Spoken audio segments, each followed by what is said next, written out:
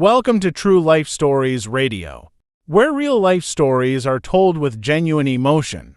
Today, we're stepping into a powerful story of families, secrets, and a truth no one saw coming. And this is where the story begins. Every year, my family told me I ruined Christmas. This year, I decided not to show up at all. I did not pay for any of it either. The panicked calls started ringing right at 4 in the afternoon. I am George Bennett. I am 69 years old and somehow still healing from wounds my own flesh and blood inflicted.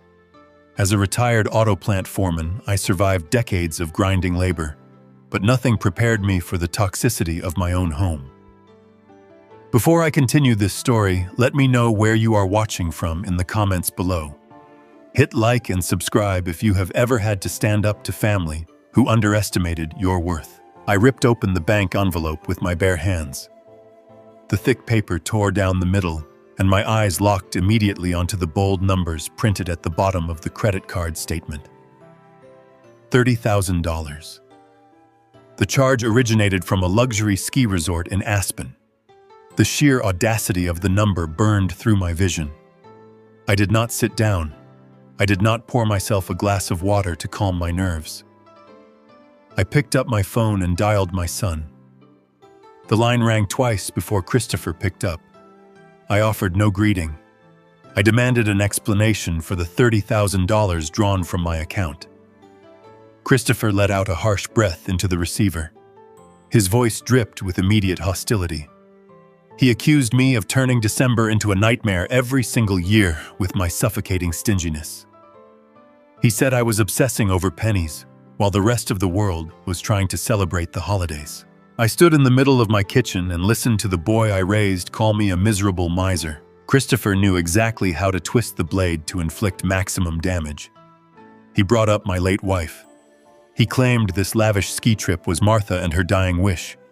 He said she wanted the family to experience true luxury at least once and told me I was betraying her sacred memory by questioning the cost.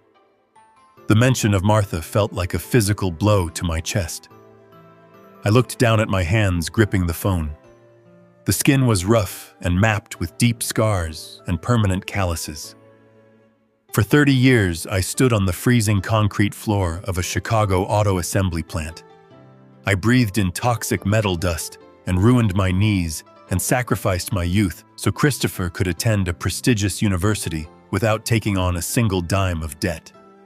Now he was using his mother and her grave as a shield to justify maxing out my credit line for a winter vacation. I did not scream at him. I did not remind him of the sweat and blood it took to build the wealth he was currently squandering.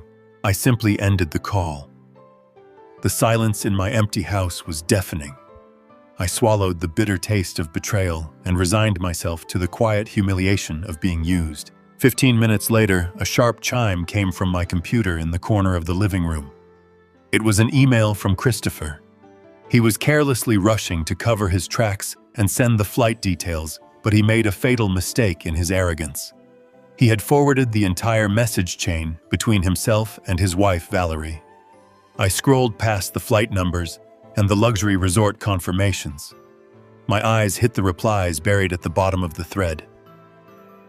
Valerie had written that the stingy old man was going to ruin their entire aesthetic. She explicitly complained that my cheap clothes and gloomy attitude would destroy her holiday photos. Christopher replied that she did not need to worry about my presence. He assured her they were booking me into a rundown roadside motel 3 miles away from their massive luxury cabin. But the true bomb detonated in the final line of Valerie and her response. She wrote that they just needed to endure my presence for one last trip. She explicitly stated that immediately after the holidays, they were finalizing the medical paperwork to have me committed to a care facility so they could finally take full possession of the Chicago house. The undeniable truth stared back at me from the glowing screen. The glow of the computer screen cast a sickly pale light across my darkened living room. I sat perfectly still in my worn armchair. My hand gripped the computer mouse with the same heavy force I used to grip the steel levers at the auto plant. I scrolled past the flight itineraries and the lift ticket confirmations. Christopher had meant to send only the top portion of the email to prove the trip was booked, but his careless arrogance left the entire history of his conversations with his wife attached below.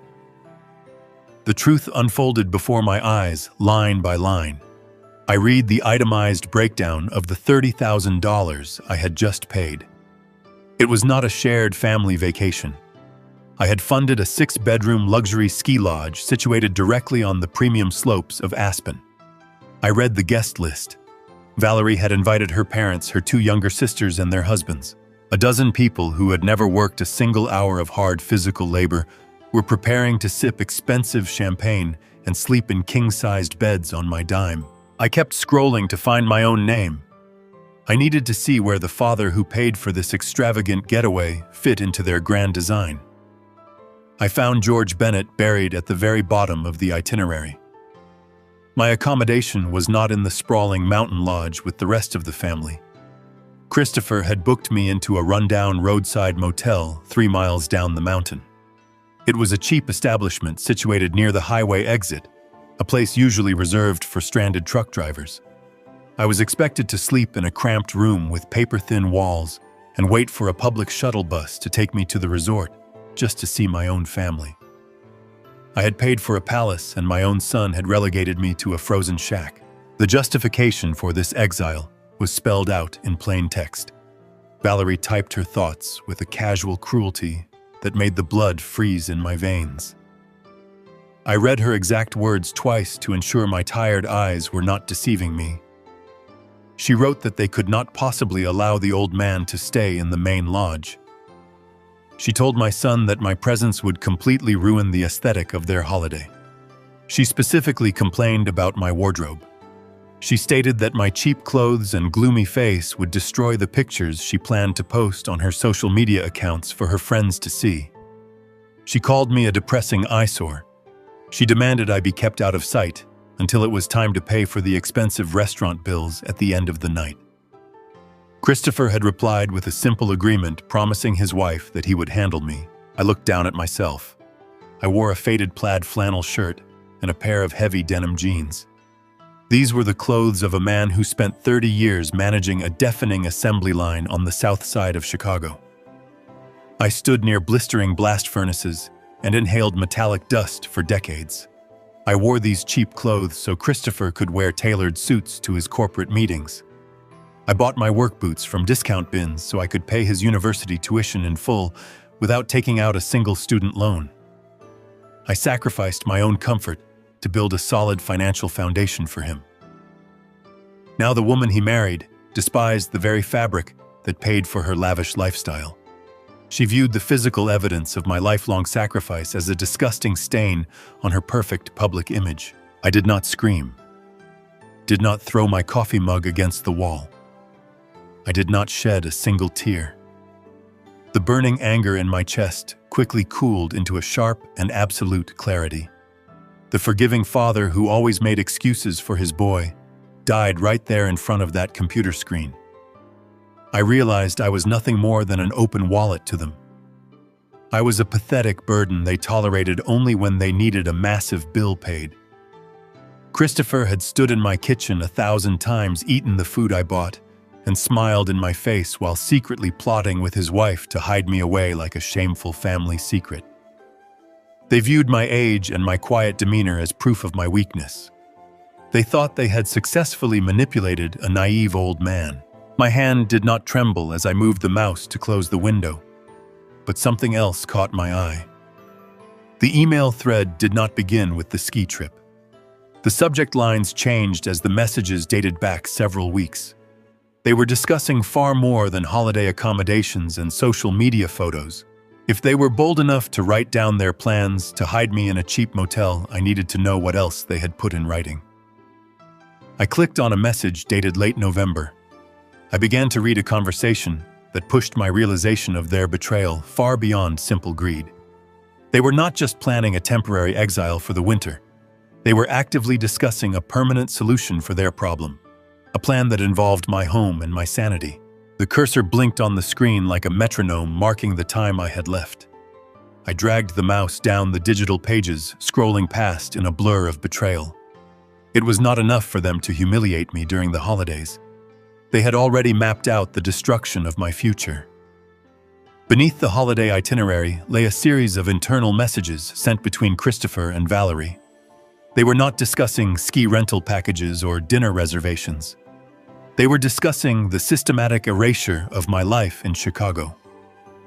As I read through the cold strategy in their words, it reminded me of the narrative structure I once analyzed in Kichban Mao 1_6, where betrayal acts as a slow poison that numbs the victim before the final strike. They had been in contact with a firm specializing in geriatric psychology.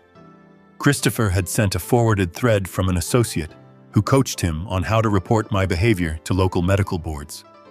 The plan was terrifyingly simple. They intended to fabricate instances of my confusion, claiming I had left the oven on or gotten lost on my way to the grocery store. They needed a paper trail of my supposed cognitive decline to satisfy the legal requirements for guardianship. Valerie wrote that it would be easy to find a doctor who would sign the papers if they framed it as a compassionate decision for a failing old man. Like the calculated malice I read in Kichban Mao Haigach, Duisao, their plan was not impulsive, but a carefully timed strike intended to strip me of my agency without a fight. I read the date on the planning document. January 15th. That was the day they had circled for the formal intervention. They intended to wait until I was exhausted from the trip, until I was far from my familiar environment and my local doctor. In the middle of the Aspen trip, while I was surrounded by the noise of their celebration, they planned to spring the trap. They wanted to strip me of my power of attorney and take legal control of the suburban house that I had spent 30 years paying for and maintaining with my own 2 hands. My chest felt like it was encased in a block of ice. I thought back to the dinners we had shared over the last few months. Christopher would sit across from me sipping his wine and ask me seemingly casual questions about my bank accounts or my health insurance policies. I had answered him with pride, telling him I was fine and that I kept my affairs in perfect order. I had viewed those questions as an adult son showing interest in his aging father. Now I saw them as what they were. They were interrogations. They were checking the target before the final assault. The house in Chicago was not just a piece of property to them. It was a golden ticket. It was a 4-bedroom colonial with a massive backyard and mature oak trees that sat in one of the most desirable school districts in the county. They had been eyeing it for years, always making comments about how I was too old to mow the lawn or manage the property taxes. Now they had decided they would no longer wait for nature to take its course. They had decided to manufacture my obsolescence. I stood up from the computer and walked to the window. The lights of the neighborhood were dimming as the late night settled in. For a long time, I had played the role of the humble, aging father who existed only to serve their needs. I had allowed them to take what they wanted, thinking it was a form of love. I had been wrong. Love without boundaries was not love. It was an invitation for them to step on my neck. I looked at my own reflection in the darkened glass. The face looking back was not the frail old man they described in their emails. It was the face of a man who had built engines that powered half the cars in this city. It was the face of a man who knew how to identify a flaw in the system and fix it before it caused a catastrophe. They had identified me as the flaw in their financial success. They wanted to discard me to keep their machine running smoothly. I knew then that I had 2 choices. I could sink into the role they had carved out for me, fading away in some sterile facility while they sold my life to pay for their debts. Or I could become the very thing they were trying to prevent. I could stop being their victim and start being their problem. The quiet, compliant father was dead. In his place, a strategist was born. I sat back down at the desk and began to document everything. Every email, every timestamp, every name they mentioned. They thought they were trapping me in a box of their own design, but they had forgotten one fundamental truth. A man with nothing left to lose is the most dangerous person on earth. I was ready to play this game, and I was going to play it better than they could ever imagine. They wanted to take my house. They wanted to take my dignity. They were about to learn that taking from me would cost them everything they had. I did not scream. I did not hurl the computer monitor to the floor. The cold clarity that washed over me required absolute silence. I pushed my chair back and walked out of the living room with the steady and measured pace of a man inspecting a familiar factory floor. My destination was the master bedroom. I bypassed the closet and walked directly toward the landscape painting hanging above my oak dresser. Martha had bought that painting at a local market 30 years ago. I swung the wooden frame aside to reveal the heavy steel door of the wall safe hidden behind it. I punched in the combination. The mechanical clatter of the locking bolts echoed loudly in the quiet room. I pulled the heavy steel door open. My immediate priority was the deed to the house. If they were planning to legally strip my property to pay off whatever mountain of debt they carried, I needed to ensure they had not already forged my signature to leverage my home. My rough fingers brushed past stacks of old tax returns and birth certificates until I felt the stiff parchment of the property deed. It was there. They had not taken the house yet. A brief and sharp exhale of relief left my lungs. I reached deeper into the steel cavity to check the remaining contents. My hand swept the bottom shelf. It met bare metal. I froze. I dropped to one knee and pulled the remaining envelopes out to get a clear view of the back of the safe. The space where the dark blue velvet box should have rested was completely empty. That box held Martha and her diamond jewelry set. I had purchased that necklace and matching earrings decades ago. I sold my beloved vintage pickup truck, the only indulgence I ever bought for myself, just to afford those stones for our 20th wedding anniversary. After Martha passed, I placed the velvet box in the safe with a specific and unwavering purpose. It was a sacred inheritance. I planned to give it to Christopher and his daughter, my only granddaughter, on her 18th birthday. It was meant to be a bridge between the grandmother she barely knew and the woman she would become. I grabbed a flashlight from the nightstand and shined the harsh white beam into the dark safe. The empty space mocked me. Then I saw the metal edges around the interior lock. Deep and fresh scratches scarred the steel. Someone had clumsily forced a secondary key into the mechanism.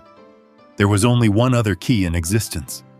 I kept the spare hidden inside an old rusted toolbox in the basement, a hiding spot known only to me and my son. Christopher did not just plan to lock me away in a facility next year. He had already robbed me. He had snuck into my bedroom, violated his mother and her memory, and stolen his own daughter and her inheritance. He fenced the diamonds I bought with my sweat and blood to help fund a lavish ski trip for his arrogant wife. The physical evidence of his theft erased the last remaining shred of my paternal mercy. The son I raised was gone. I was dealing with a thief. I sank onto the edge of the mattress. The springs groaned beneath my weight, a familiar sound in a suddenly unfamiliar house. My fingers traced the worn edges of the dark blue velvet box resting in my lap. It was completely empty. The plush interior where Martha and her diamond necklace and matching earrings had rested for years held nothing but a faint indentation. I did not yell. The betrayal was too immense, too absolute for something as simple as noise. I ran my thumb over the velvet feeling, the texture letting the reality of my son and his actions settle into my bones. He had stood in this room. He had looked at his mother and her things, and he had chosen greed. I remembered the day I brought that box home. I was 30 years old, working double shifts on the assembly line, coming home every night, smelling of motor oil and exhausted sweat. At the time, I owned a beautifully restored vintage Ford pickup. It was my absolute pride, the only thing I had ever bought purely for myself, something I spent my weekends polishing and tuning. But Martha deserved something that sparkled, something that proved she was cherished beyond our cramped apartment and our tight budget. I sold that truck to a collector in Detroit without a single second thought. I took the cash, walked straight into the best jeweler downtown, and bought those diamonds. I wanted her to have something permanent, something that could be passed down through our bloodline. When Martha passed away, I placed the set in the safe. It was never meant to be sold. It was an inheritance, a sacred bridge from my wife to our granddaughter. I intended to place that exact velvet box into the young girl and her hands on her 18th birthday. I wanted to tell her about the grandmother who loved her before she could even walk. Now Christopher had stolen it. He had pried open his own family and their legacy and fenced the diamonds I bought with my blood and sweat. He traded his mother and her memory to fund a luxury ski vacation for a wife who openly despised me. He violated my sanctuary. He robbed his own daughter. The sheer calculation of it was suffocating.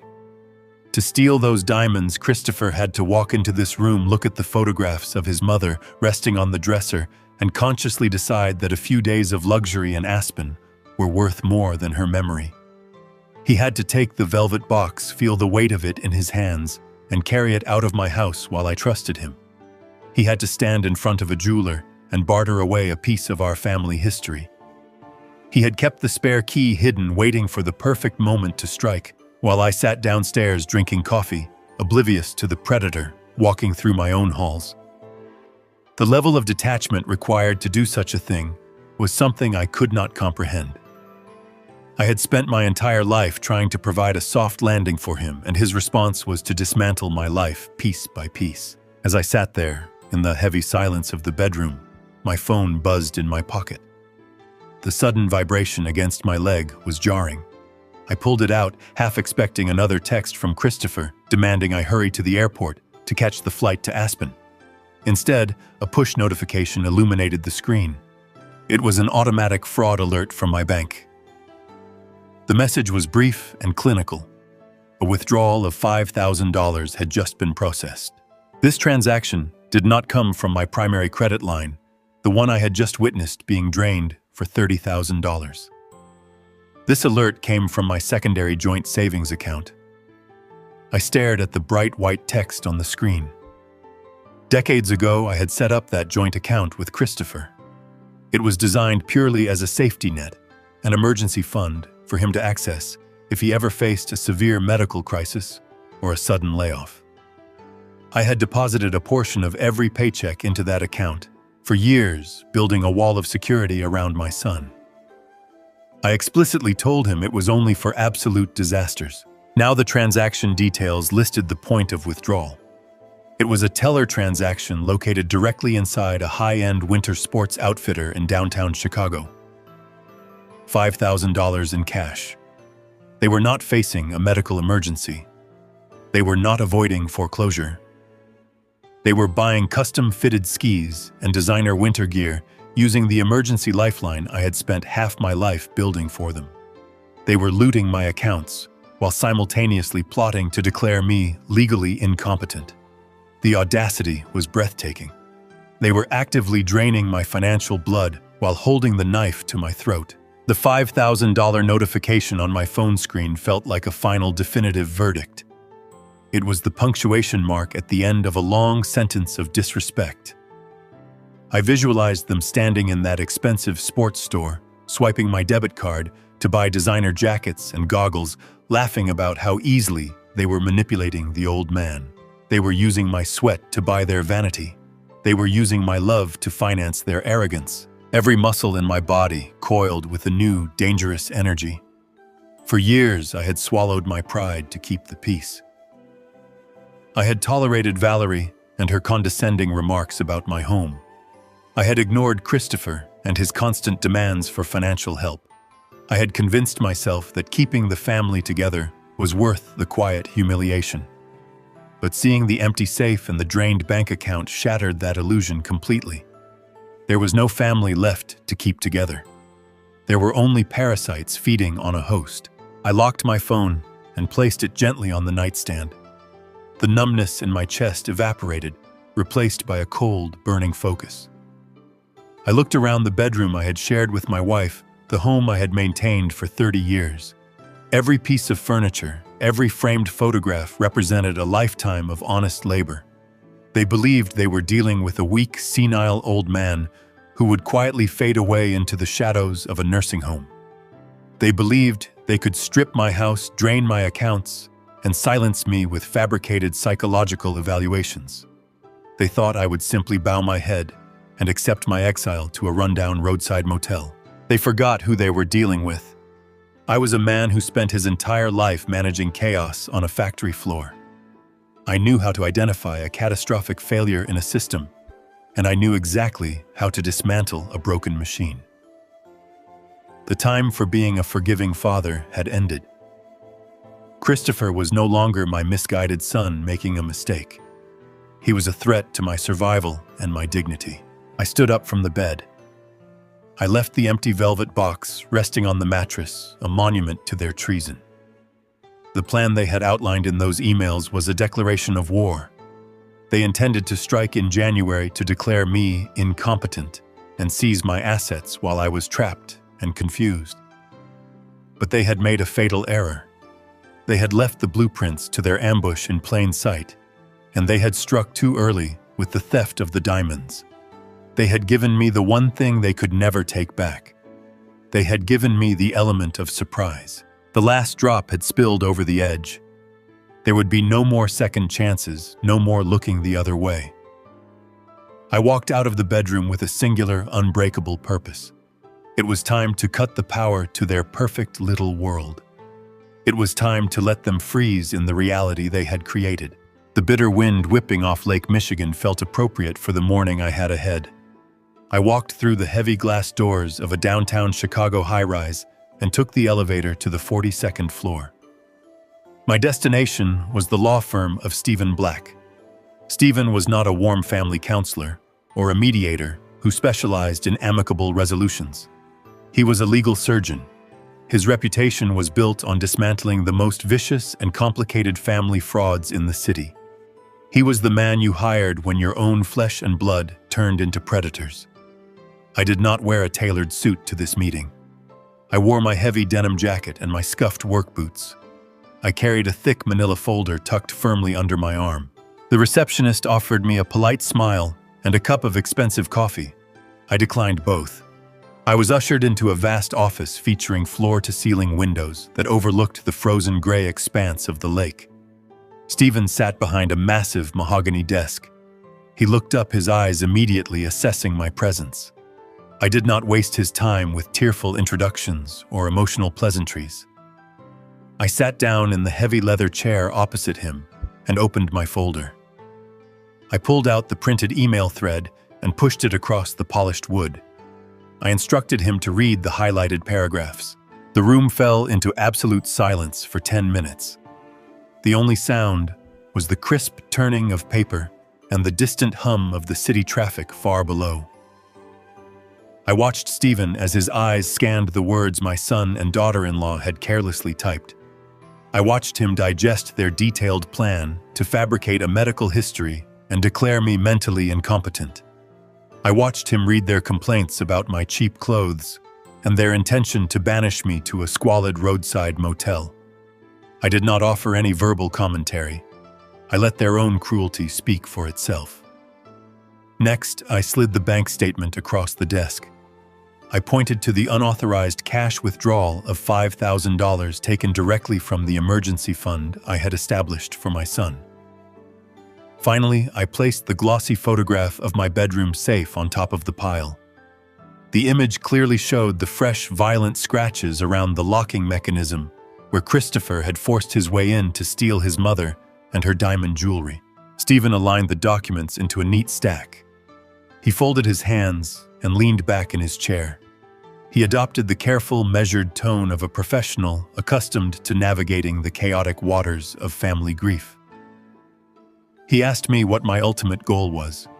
He offered to draft a strong cease and desist letter to put them on notice. He suggested we could demand the immediate return of the stolen funds and the jewelry under the threat of severe litigation.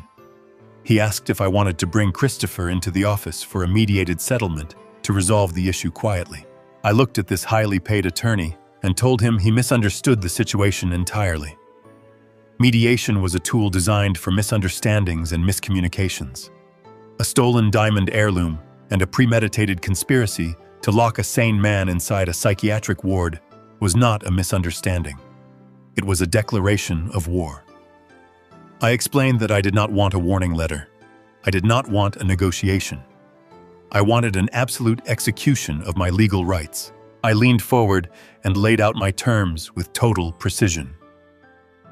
2 years ago, after I experienced a mild dizzy spell, Christopher had sat at my kitchen table and played the role of a deeply concerned son. He had convinced me to sign a comprehensive medical and financial power of attorney. He claimed he just wanted to be prepared in case I ever needed swift medical intervention. I had signed those documents trusting my boy to make life-saving decisions on my behalf. Now armed with the knowledge of their emails, the realization of what I had done chilled me to the bone. They currently held the legal authority to dictate my health care. They possessed the exact weapon they needed to force me into a locked facility. I instructed Stephen to draft the immediate revocation of every single power of attorney bearing my signature. I demanded that the medical proxy be shredded.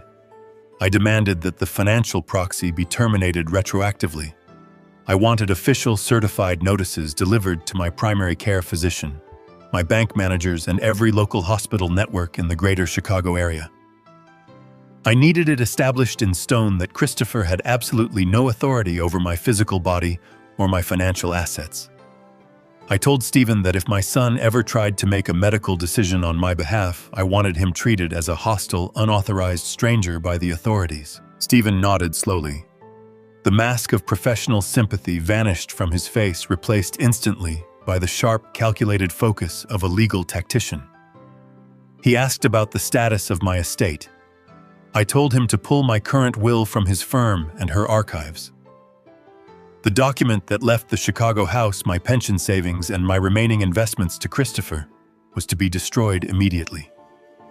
I instructed Stephen to draft a brand new will, cutting my son out of my legacy completely. I did not want to leave him a single cent, a single photograph, or a single grain of dust from my property. Stephen warned me of the potential backlash. He explained that sudden disinheritance, especially when combined with the immediate revocation of medical powers, often triggered aggressive legal retaliation. He pointed out the danger hidden in their emails. Christopher and Valerie were already researching ways to declare me mentally unfit. Stephen warned that my preemptive strike might push them into a corner, forcing them to file for an emergency guardianship hearing the very moment they realized their access to my money had been severed.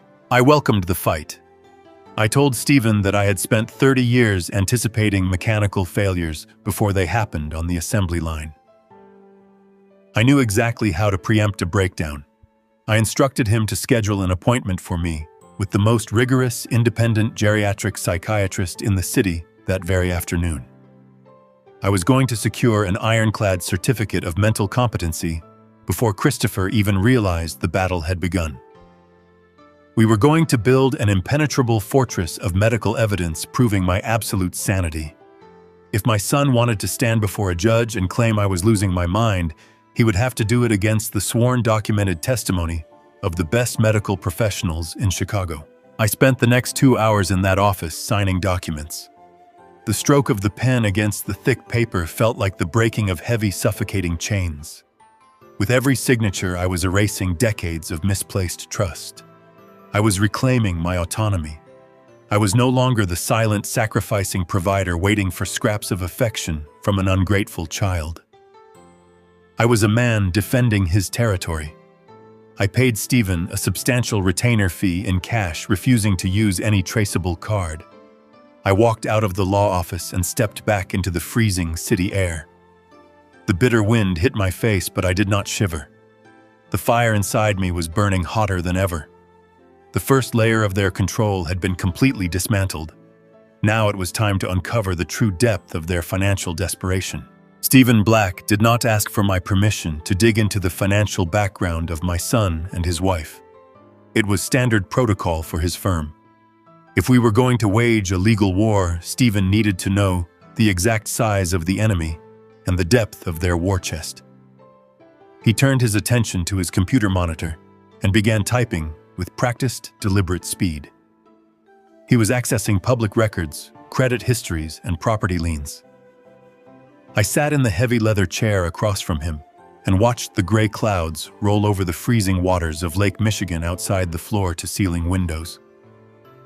The silence in the office was thick and heavy, punctuated only by the sharp clicking of the keyboard. Minutes passed before the high-speed printer in the corner of the room whirred to life. It spit out several pages of dense financial data. Stephen gathered the warm papers and adjusted his glasses. He read through the top sheet carefully. His face did not register shock or surprise. A man in his profession rarely saw anything that shocked him anymore. Instead, his mouth tightened into a thin line of professional disgust. He slid the stack of papers across the polished mahogany desk toward me. He told me to look at the highlighted numbers at the bottom of the second page. I picked up the document. My eyes scanned the columns of numbers, interest rates, and outstanding balances. It was a comprehensive summary of Christopher and Valerie and their joint liabilities. I found the highlighted section at the bottom. The final tally was completely staggering. They carried exactly $120,000 in unsecured credit card debt. I read the number a second time to make certain my tired eyes were not betraying me. It was not a mortgage. It was not a business loan. It was pure toxic consumer debt spread across 7 different maximum limit platinum cards. The reality of their glamorous life began to unravel right in front of me. I thought about the tailored Italian suits Christopher always wore to our family dinners. I thought about the brand new luxury sports utility vehicle Valerie drove, the one she always parked carefully at the very edge of my driveway to avoid getting dust on the tires. I thought about the $30,000 Aspen ski lodge they had just booked for the holidays. None of it was real. Their entire existence was a carefully constructed stage play built on a fragile foundation of suffocating debt. They were drowning in a swamp of unpaid bills and exorbitant interest rates. The wealthy, successful image they projected to the world was nothing more than a hollow shell waiting for a strong wind to blow it down. Stephen leaned forward and pointed a heavy pen at another section of the report. He explained the current timeline of their financial ruin. They were 3 months behind on the mortgage payments for their downtown condominium. The bank had already issued a formal notice of default. They were weeks away from active foreclosure proceedings. Their credit limits were completely exhausted, and their bank accounts were drained. They had zero liquidity and zero assets they could leverage to save themselves. They were standing on the absolute edge of bankruptcy. The cold, sharp truth settled deep into my bones. The elaborate plan to lock me inside a psychiatric facility was not simply a matter of convenience. It was not just about getting an old man out of the way, because my faded clothes ruined their aesthetic in holiday photographs. It was a desperate, calculated act of survival. They were cornered animals. My 4-bedroom house in the suburbs was the only unencumbered asset left in our entire family. I owned it free and clear. I had paid off the final mortgage installment 10 years ago. To Christopher and Valerie, my home was not a repository of family memories or a place of comfort. It was their only available lifeboat. They needed to declare me mentally incompetent so they could seize the property, sell it for cash, and use my life savings to bail themselves out of the financial grave they had dug for themselves. A deep and bitter resentment washed over me. I remembered the condescending tone Christopher often used when he visited me. He would look around my modest living room, note my worn armchair and my simple television, and tell me I needed to upgrade my lifestyle. He treated my thriftiness as a character flaw. He viewed my blue-collar pension as something to be pitied. Yet while I slept soundly every night knowing I owed nothing to anyone, my son was lying awake in a luxury apartment he did not own, sweating over minimum payments he could not afford. The son who mocked my cheap work boots was secretly plotting to steal the roof over my head just to keep his leased cars from being repossessed. The dynamic of our relationship shifted permanently in that quiet law office. For years, I had walked on eggshells around Christopher. I had always tried to accommodate his busy schedule.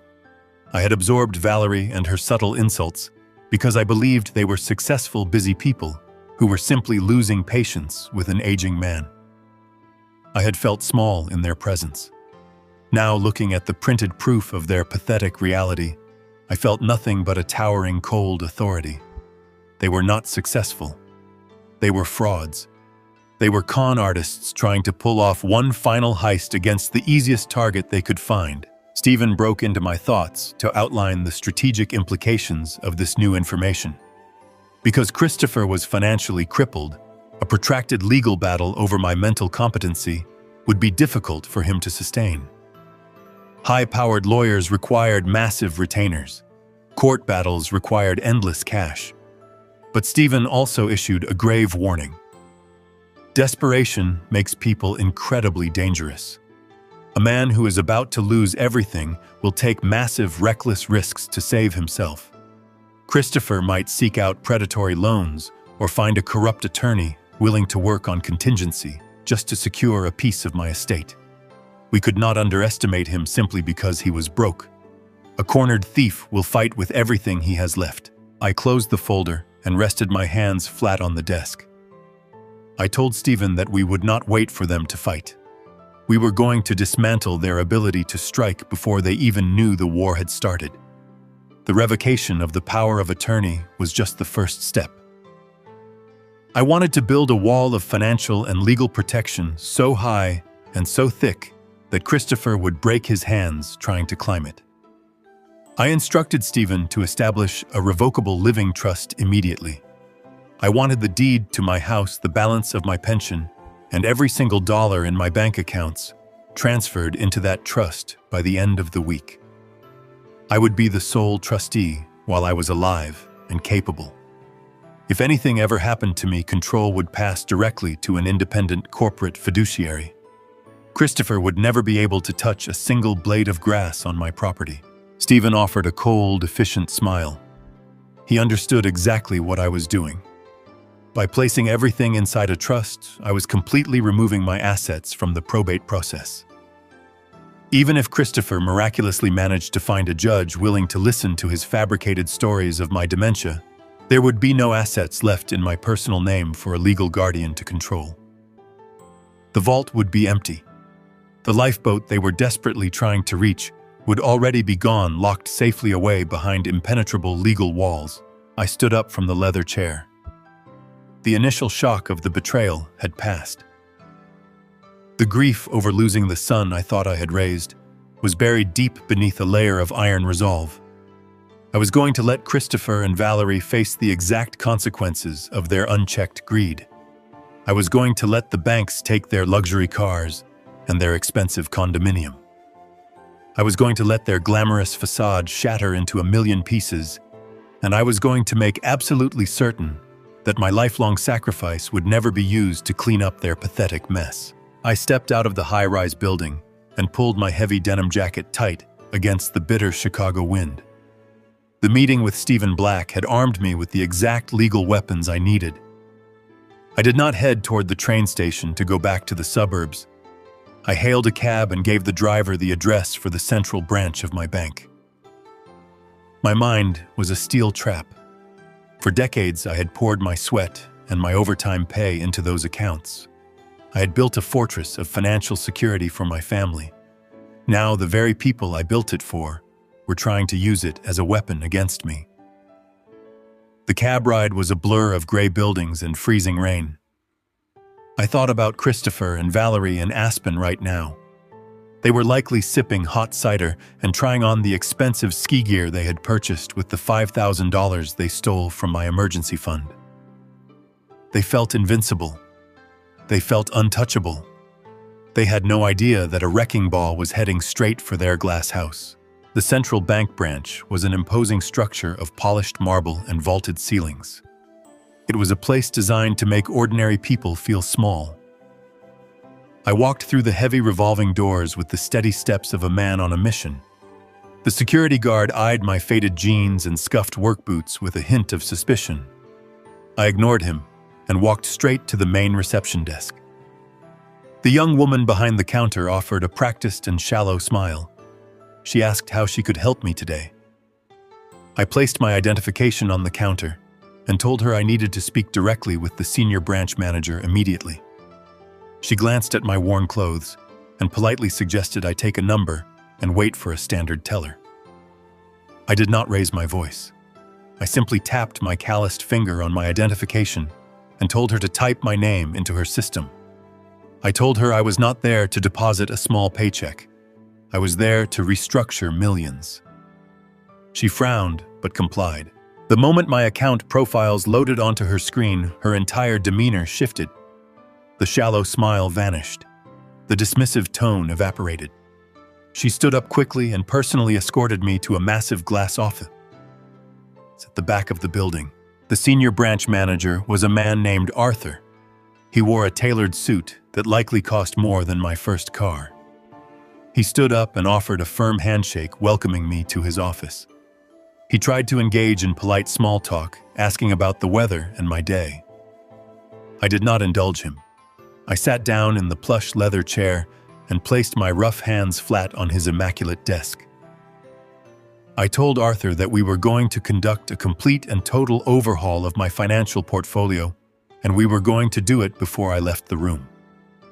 I explained that there had been unauthorized breaches in my trust, and I was immediately severing all secondary access to my wealth. Arthur nodded slowly, opening his laptop to pull up my extensive file. He asked me where I wanted to begin. I started with the credit lines. Years ago, when Christopher graduated from college, I had opened 2 premium secondary credit cards in his name linked directly to my primary account. I had told him they were for emergencies, only to help him establish his own solid credit score. Instead, he and Valerie had been quietly treating those cards as their personal slush fund. They were currently using them to finance their lavish lifestyle and mask their mounting mountain of consumer debt. I looked Arthur directly in the eye and instructed him to freeze those cards immediately. I did not want them suspended pending a review. I wanted them permanently canceled. Arthur tapped his keyboard. He informed me that the cards were currently active and had been used just an hour ago at an exclusive resort restaurant in Colorado. A sharp, bitter satisfaction flared inside my chest. I pictured Christopher and Valerie sitting at a candlelit table ordering expensive wine and imported steaks. I imagined the exact moment the waiter would return to their table holding a declined card. They would try to laugh it off as a bank error. They would try the second card. It would decline as well. The humiliation they had planned to subject me to was about to be served back to them home on a silver platter in front of their wealthy peers. Arthur confirmed the cancellation. The plastic in their wallets was now entirely worthless. The next step was the joint savings account. This was the account Christopher had just raided for $5,000 to buy ski gear. It was an account I had funded with my overtime pay from the deafening assembly line. I told Arthur I wanted every single penny withdrawn from that account immediately. I wanted the balance brought to absolute zero and the account closed permanently. Arthur blinked in surprise. He noted that there was over $400,000 resting in that specific fund. He cautioned me against moving such a large sum of liquid cash without a phased strategy. I told him my strategy was already in motion. I was not leaving a single dime where my son could reach it. Christopher believed that declaring me incompetent would give him the keys to this exact vault. I was making sure that when he finally broke the door down, he would find nothing but air. Arthur processed the transaction. The digital numbers on his screen dropped to 0. The emergency fund I had woven with 30 years of labor was completely dissolved. Finally, we reached the most critical phase of the operation.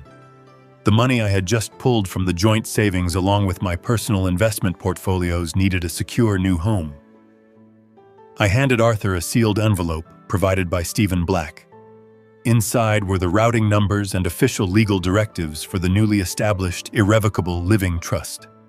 I instructed Arthur to wire the entire sum of my liquid assets directly into that trust account immediately. I explained that this trust was managed by the top-tier legal firm I had just retained. The money was no longer in my personal name. It was locked behind a legal fortress constructed by men who destroyed fraudulent family claims for a living. Arthur carefully initiated the wire transfers. I watched the progress bar on his screen fill slowly. With every passing second, the financial chains tying me to my ungrateful son were breaking. If Christopher and Valerie wanted to access my wealth now, They could no longer just forge a signature or trick a sleepy bank teller. They would not be fighting a tired old man in a cheap flannel shirt. If they wanted a single dollar of my money, they would have to step over the dead bodies of the most ruthless and expensive attorneys in Chicago. And considering the fact that they were currently drowning in $120,000 of credit card debt, they could not even afford the parking fee at Stephen Black and his law firm. The transfers were finalized. Arthur handed me a thick stack of printed receipts confirming the total restructuring of my life. I folded the papers and placed them securely in the inner pocket of my jacket. I thanked Arthur for his efficiency and walked out of the glass office. The bank lobby looked exactly the same as when I had entered, but my world had fundamentally changed. I was no longer a victim waiting for the axe to fall. I had just dismantled their entire future, and they had absolutely no idea. I pushed through the heavy revolving doors and stepped out into the freezing Chicago afternoon. I breathed in the icy air deeply. It tasted like pure, absolute freedom. The morning light filtering through the frost-covered windows of my suburban home felt different. For 30 years, this house had been my sanctuary, a physical manifestation of my sweat and labor on the assembly line. I had repaired every leaking pipe, painted every wall, and mowed the sprawling lawn week after week. Now, as I walked through the quiet hallways, I viewed the property not as a home but as a tactical asset. I needed to liquidate it immediately. The firm of Stephen Black had secured my legal and financial boundaries, but the house remained a glaring target. Christopher and Valerie were banking their entire financial survival on this property. They needed it to clear their massive consumer debt. I was going to ensure that when they reached for that lifeline, their hands would grasp nothing but empty air. I did not contact a traditional real estate agent. I could not afford the luxury of a prolonged process. Open houses for sale signs planted in the front yard, and nosy neighbors would easily alert Christopher to my actions. I needed absolute secrecy and relentless speed. I reached out to a corporate firm that specialized in purchasing residential properties for direct cash. Their business model was simple. They offered fast liquidity in exchange for a significant discount on the market value. When the corporate evaluator arrived at my front door, he walked through my home with a cold, calculating eye. He noted the solid foundation, the updated roofing, and the premium location within the school district.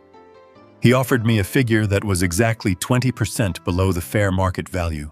30 years ago, losing 20% of my home equity would have devastated me. I had worked double shifts just to afford the initial down payment. But standing in my living room today facing the man in the sharp suit, I felt no hesitation. That 20% was not a loss. It was the price of my immediate freedom. It was the fee I gladly paid to sever the final chain binding me to a son who viewed me as nothing more than a disposable resource. I accepted his offer on the spot. I presented only two non-negotiable conditions. The first was that the transaction had to close entirely within 3 days. The second was a formal leaseback agreement. I stipulated that a portion of the sale proceeds would be used to legally rent the house back from the corporation until the very end of January. The evaluator agreed without missing a beat. The paperwork was drawn up with ruthless efficiency. Within 72 hours, the title of the house I had owned for 3 decades was quietly transferred to a faceless holding company. The massive wire transfer bypassed my local bank entirely and flowed directly into the impenetrable trust managed by Stephen Black and his team of attorneys. The trap was now perfectly set. By executing the leaseback agreement, I ensured that everything looked exactly the same from the outside. The property taxes were paid. The utilities remained active in my name. When Christopher and Valerie returned from their lavish Aspen vacation, they would drive past this house and see everything just as they left it. They would initiate their malicious plan to declare me incompetent, believing they were about to steal a fortune. They would have no idea that they were attempting to seize a property that legally belonged to a corporate conglomerate.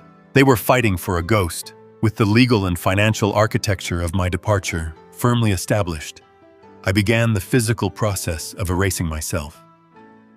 I did not hire moving trucks. I did not pack dozens of cardboard boxes. I walked into the master bedroom and pulled a single small leather suitcase from the top shelf of the closet. I packed only the absolute essentials. I folded a few changes of light, comfortable clothing, my daily medications, and the vital documents identifying my new trust accounts. I left the heavy winter coats hanging on their racks. I left the vintage tools in the garage. I left the expensive television and the worn armchair in the living room. I was abandoning the accumulated weight of a life that no longer served me. I arranged the house to look like a paused life. I left a half-empty coffee mug resting in the kitchen sink. I placed a pair of old slippers neatly by the front door. I draped a discarded sweater over the back of the dining chair. To anyone looking through the windows, it appeared as though the owner had just stepped out to fetch the morning newspaper and would return at any moment. It was the ultimate decoy. I was leaving them a perfect hollow museum of the man they thought they could easily manipulate. The morning of December 23rd arrived with a brutal, biting cold that swept off Lake Michigan and rattled the window panes. It was the day I was supposed to quietly submit to my exile. My phone buzzed aggressively against the kitchen counter. The harsh vibration broke the morning silence. I picked up the device and looked at the illuminated screen. It was a rapid succession of text messages from Christopher. He was barking instructions with his usual arrogant impatience. He commanded me to make sure I did not miss the airport shuttle. He reminded me to pack the cheap thermal wear because he was not going to buy me new gear at the resort.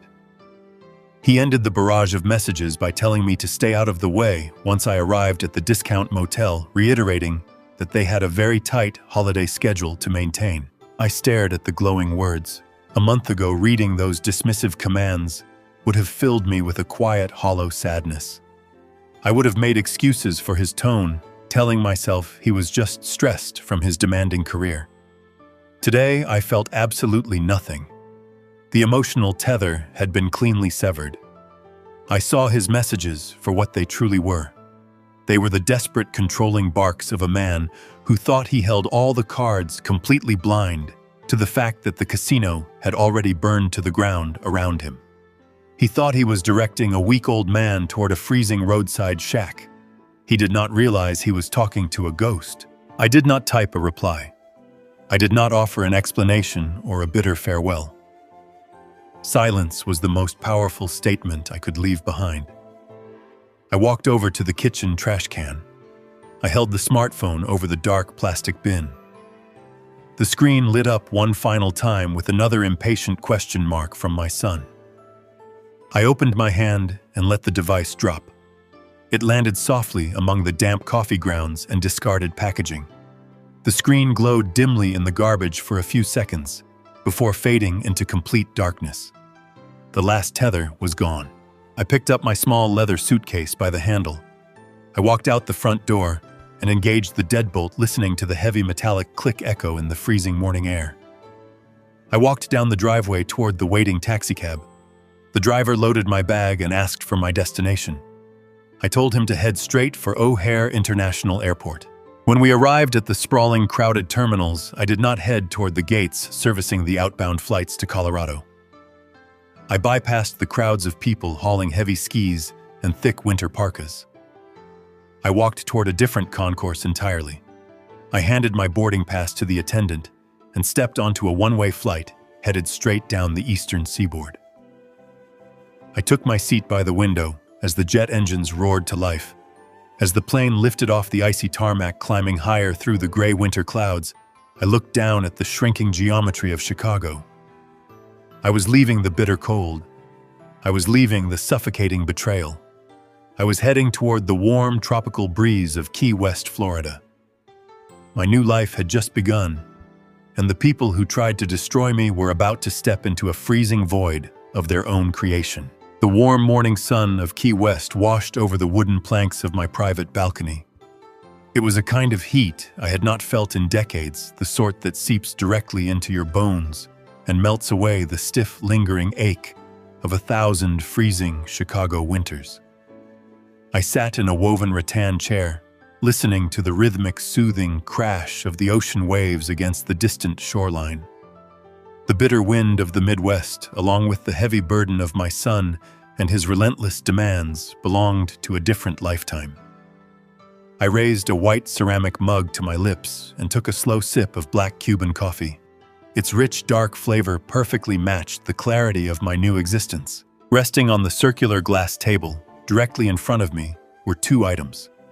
The first was a brand new smartphone purchased with cash at a local electronics store just hours after I landed in Florida. It contained no saved contacts, no history, and absolutely no connection to Christopher or Valerie. The second item was a heavy silver stopwatch. I reached out and pressed the small steel button on the top. The mechanical hand began to sweep across the circular face with a quiet, steady ticking sound. I leaned back in my chair and watched the second hand move. I was not timing a race. I was timing a demolition. 2,000 miles away, nestled high in the snow-covered peaks of Aspen, Colorado, a very different morning was unfolding. I did not need a hidden camera to see it. I knew my son and his wife with the precise, predictable certainty of a mechanic who understands how a flawed engine operates. I knew exactly where they were and exactly what they were doing. They were sitting in the grand, opulent lobby of the luxury ski resort I had unknowingly financed. The cathedral ceilings soared above them, framed by massive timber beams and immense windows that showcased the pristine, powdery slopes. A roaring fire crackled in a stone hearth the size of a small house. Christopher was holding court on a plush leather sofa, surrounded by Valerie and her extended family.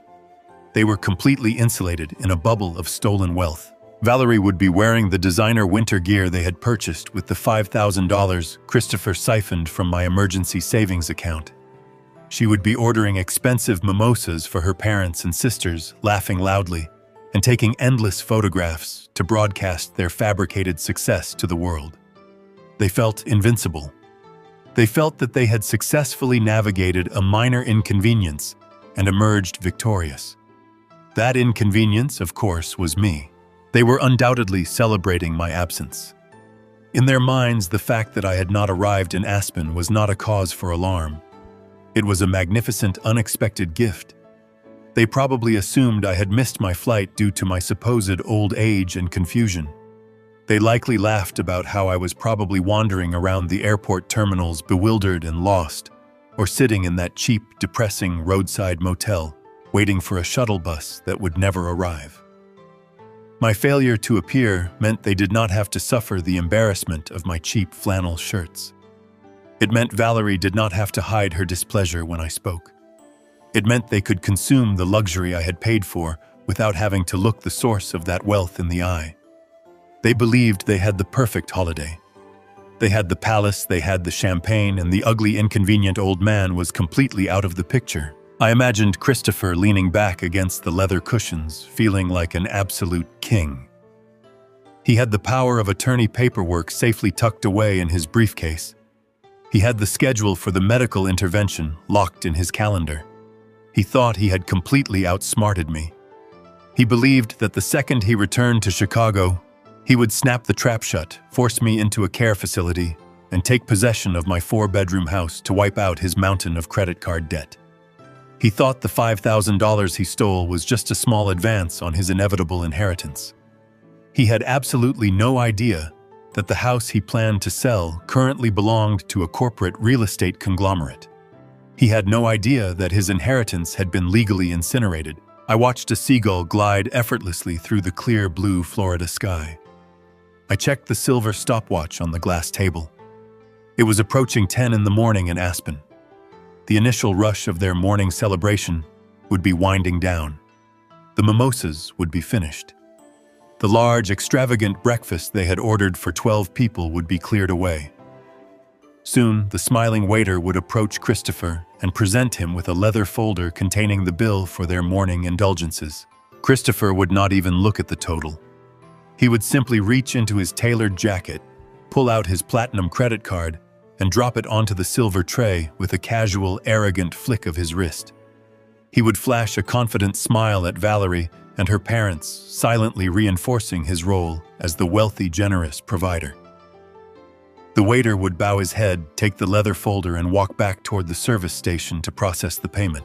I took another sip of my dark coffee.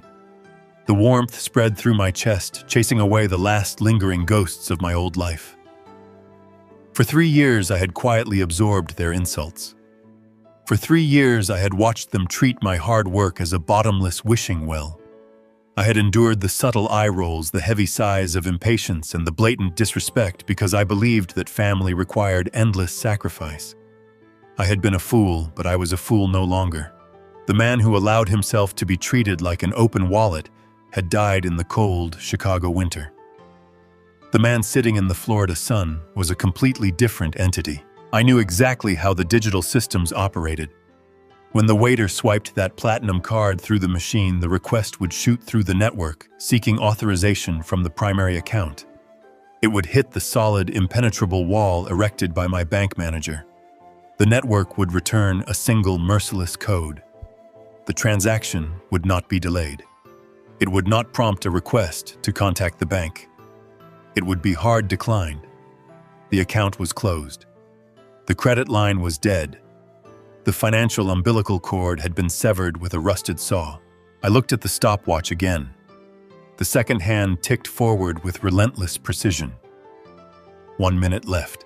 In Aspen, the waiter would be standing at the terminal, frowning at the error message on the screen. He would run the card a second time, assuming a simple magnetic strip failure. The machine would beep aggressively, printing out a small slip of paper bearing the denial code. The waiter would place the useless piece of plastic back into the leather folder and begin the long, uncomfortable walk back to Christopher and his waiting family. The majestic snow-covered peaks, the roaring fire, and the crystal champagne flutes were about to transform from a symbol of their triumph into the staging ground for their absolute humiliation. They had built their entire empire of arrogance on a foundation of my money, and I had just detonated the pillars holding it up. I closed my eyes and let the ocean breeze wash over my face. I did not feel any sadness for my son. I did not feel any regret for the brutal reality he was about to face. I had given him every tool he needed to build an honorable life, and he had chosen the path of a thief. Now he was going to learn the hardest lesson of his life in front of the very audience he had tried so desperately to impress. The silence on my sunlit balcony was profound and perfect. It was the beautiful, heavy silence that always immediately precedes the storm. The heavy brass pendulum of the grand lobby clock swung back and forth, finally striking 4 in the afternoon. The deep, resonant chime echoed across the vaulted timber ceilings of the exclusive Aspen ski resort. Christopher stood up from the plush leather sofa, smoothing the front of his tailored cashmere sweater. He rolled his shoulders, feeling a deep sense of satisfaction. The flight had been seamless. The complimentary champagne had been excellent. His wife Valerie sat nearby, laughing softly with her mother, while her father admired the panoramic view of the snow-covered peaks. They were all waiting for Christopher to perform the final ritual of the afternoon. He was about to secure the keys to a magnificent 6-bedroom villa, cementing his status as the wealthy, capable patriarch of their extended family. He walked toward the long marble reception desk with the confident, arrogant stride of a man who believed the world owed him absolute luxury. The resort manager, a tall man with perfectly groomed gray hair and a sharp suit, stood waiting behind the counter. He offered Christopher a polished, professional smile. The manager welcomed him to the resort and gently placed a thick black leather folder on the marble surface. He opened it to reveal the final invoice. It detailed the luxury villa rental, the private chef retainer, the lift tickets for 6 adults, and the premium equipment rentals. The total outstanding balance required for immediate clearance was $35,000. Christopher did not even blink. He did not read the itemized list. To look too closely at the numbers would imply that cost was a concern. He wanted Valerie and her parents, who were watching him from across the lobby, to see a man totally unbothered by such an immense figure. He reached into the inner pocket of his jacket, and pulled out a heavy metal platinum credit card. The card bore his name, but it was directly linked to the deep, unencumbered financial reserves his father had built over 30 grueling years on an assembly line. Christopher viewed that money as his own personal birthright. He placed the heavy card on top of the invoice and pushed it back across the marble counter with a casual flick of his wrist. The manager picked up the card, his face a mask of polite indifference. He inserted the metal chip into the payment terminal. Christopher turned slightly, catching Valerie's eye and offering her a reassuring wink. He leaned against the counter, waiting for the familiar sound of the receipt printing. Instead, the terminal emitted a sharp, flat beep. The manager looked at the small digital screen. He tapped a button, waited a second, and then slowly removed the card. He placed it back on the marble counter, sliding it carefully toward Christopher. The manager kept his voice perfectly modulated low enough so that the surrounding guests could not hear. He apologized and stated that the transaction had been declined.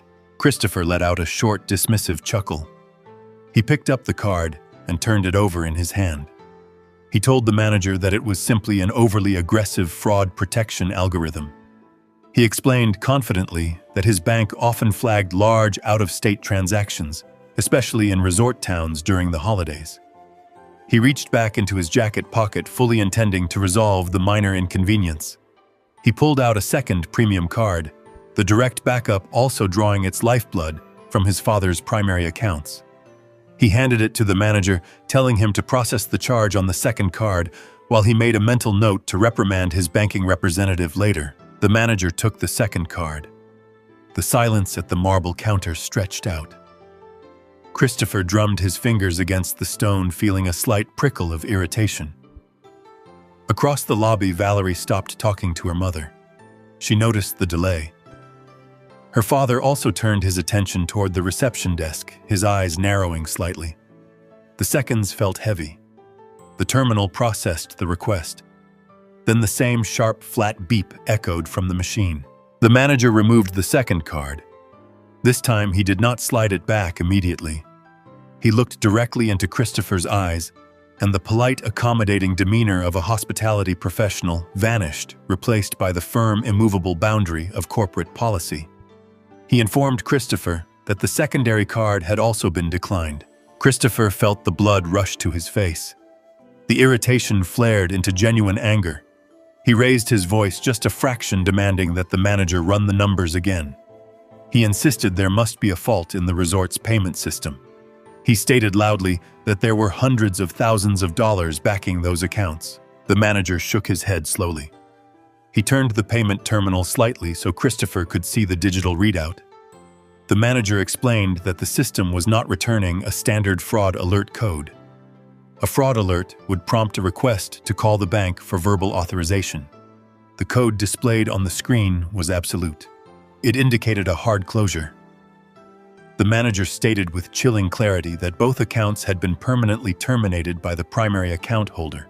Christopher stared at the glowing red letters on the screen. The air in his lungs suddenly felt thin. The manager continued, his voice cutting through the ambient noise of the lobby like a razor. He noted that the terminal timestamp indicated the accounts had not been frozen today. They had been completely deactivated and locked 72 hours ago. 72 hours ago. The timeline hit Christopher with the physical force of a swinging hammer. 3 days ago. That was exactly when he had sat in his father's modest kitchen, condescendingly telling the old man to pack cheap thermal underwear for his banishment to a discount motel. That was the day he believed he had set the final pieces of his trap in motion. A cold, suffocating dread began to crawl up his spine. The sudden realization was paralyzing. His father had not been confused. His father had not been docile. While Christopher was arrogantly barking orders, the old man had been quietly and surgically dismantling his entire financial existence. Valerie's heels clicked sharply against the stone floor as she approached the desk. She asked what the problem was, her tone laced with the impatient entitlement she always carried. She looked from the manager to Christopher, waiting for her husband to clear the obstacle. Christopher opened his mouth, but his throat was completely dry. He looked down at the two useless pieces of plastic resting on the marble counter. They were dead. The limitless well of his father's money had been capped and sealed in concrete. The manager, sensing the rapidly deteriorating situation, maintained his professional stance, but his eyes grew cold. He addressed Christopher directly, ignoring Valerie's rising demands for an explanation. He stated that the resort required an immediate valid form of payment for the $35,000 balance. Without cleared funds, he could not release the keys to the villa, nor could he authorize their continued presence in the private guest lounge. Valerie's father walked over, stepping up beside his daughter. He asked Christopher if there was a financial issue. The older man's gaze was piercing, stripping away the glamorous facade Christopher had worn for years. The wealthy father-in-law was looking at a man who suddenly seemed very small. Desperation clawed at Christopher's mind.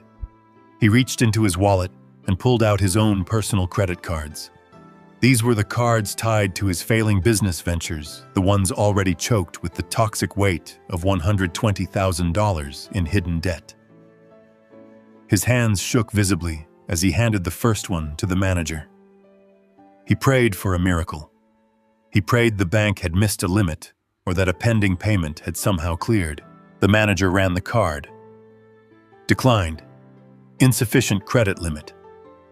Christopher handed him another. Declined. Maximum balance exceeded.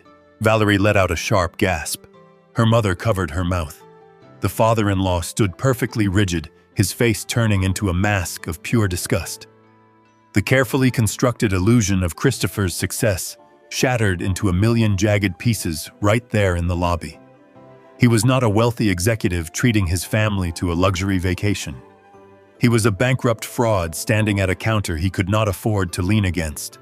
The manager gathered the rejected cards and handed them back in a neat stack.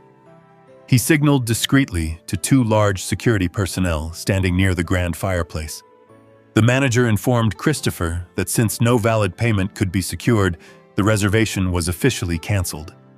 He politely but firmly asked the family to gather their luggage and vacate the premises immediately. Christopher stood paralyzed. The roaring fire in the hearth suddenly felt like ice. The opulent surroundings mocked him. He looked at his wife, whose face was pale with shock and mounting fury. He looked at his in-laws, who were already stepping away from him, as if he carried a contagious disease. He had planned to execute a flawless, ruthless takeover of his father's life. Instead, he found himself standing in the ruins of his own, stripped of his money, his pride, and his future. The silence of the old man he had so deeply underestimated was now deafening. The tropical breeze rolling off the Gulf of Mexico was a stark contrast to the freezing winds of Chicago. I sat on my sunlit balcony in Key West, watching the turquoise water stretch endlessly toward the horizon. A tall glass of iced tea rested on the table beside my brand new smartphone. I had spent the morning walking along the beach, feeling a profound sense of peace.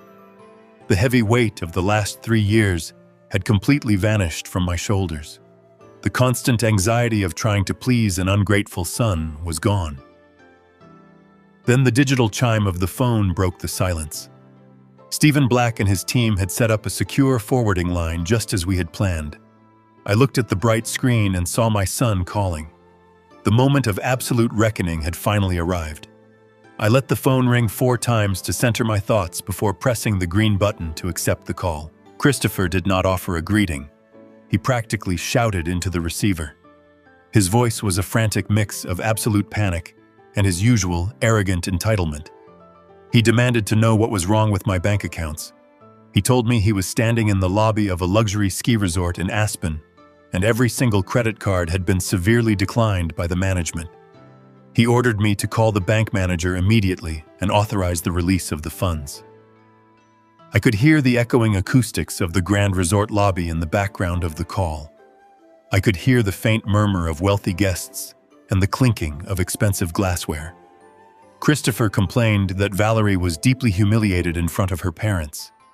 He stated that the resort manager was threatening to cancel their massive villa reservation and kick them out into the snow if they did not provide a valid form of payment immediately. He spoke to me not as a father, but as an incompetent employee who had failed to execute a simple task.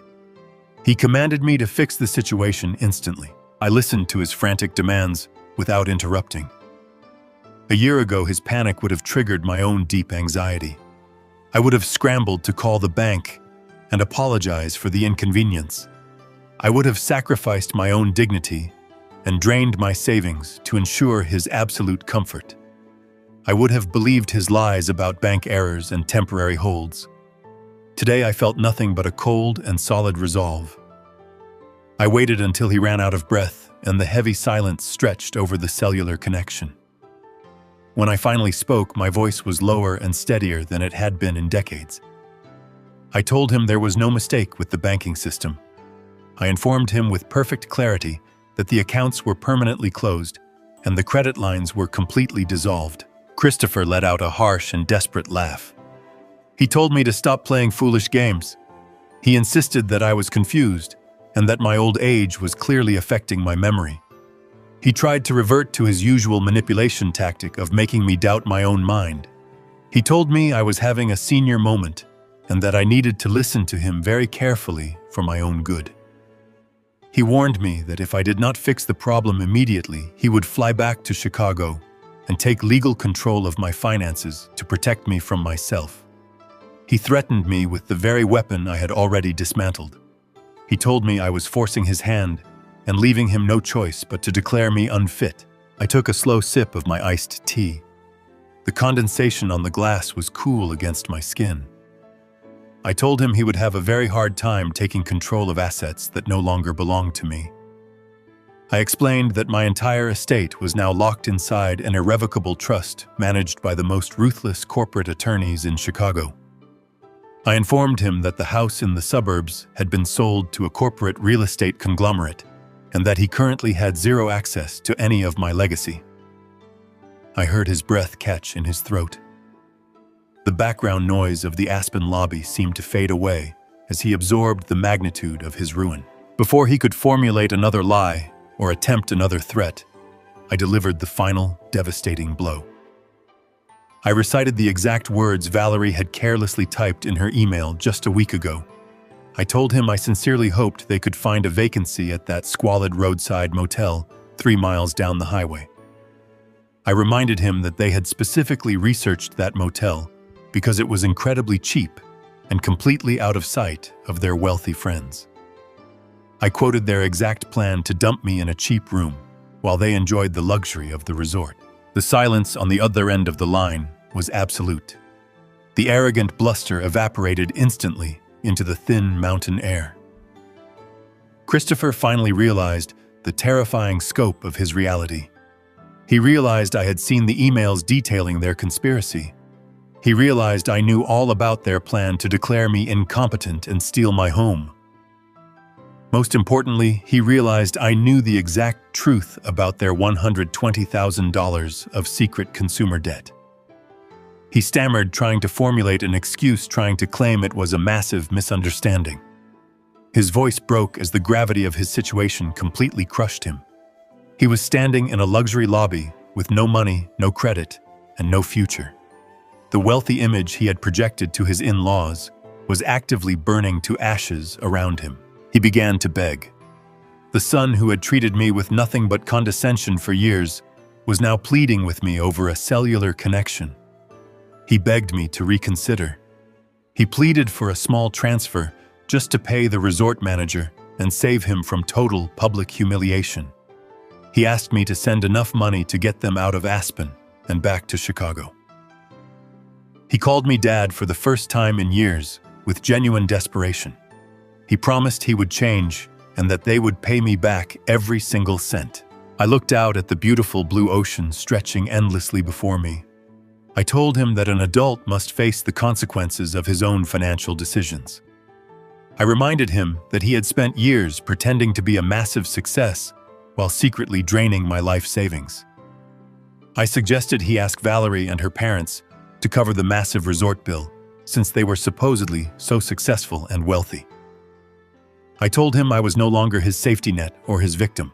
I stated that he was completely on his own.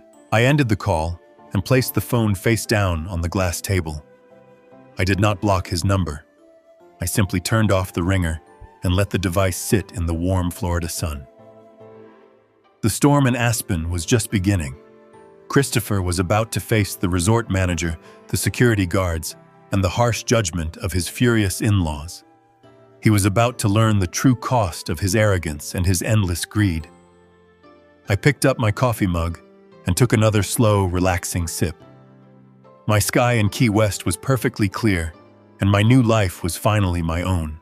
The silence on the line shifted heavily. The frantic begging from my son evaporated into a thick and palpable terror. Christopher realized I was not offering a negotiation. He tried to pivot his strategy. He tried to use his polished corporate boardroom voice. He stammered that I was overreacting to a simple email vent between him and his wife. He claimed the comment about the roadside motel was just a bad joke taken entirely out of context. He asked me to be reasonable. He told me that family members often say things they do not mean when they are stressed. I cut him off before he could build any momentum. I told him there was no context in this world that justified planning the systematic mental destruction of a sane man. I told him his apologies were entirely worthless because I knew exactly what drove his actions. It was not a misunderstanding. It was not holiday stress. It was absolute sheer desperation. I let the silence hang for a second to ensure he was listening to every single syllable. I told him I knew about the $120,000 in unsecured credit card debt. I heard a sharp intake of breath on his end.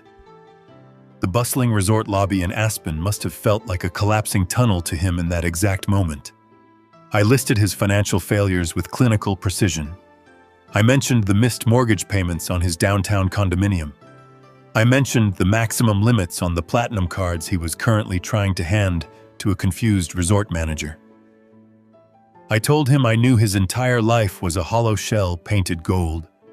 He had spent years looking down at my simple clothes and my quiet life while he was actively drowning in a swamp of unpaid bills.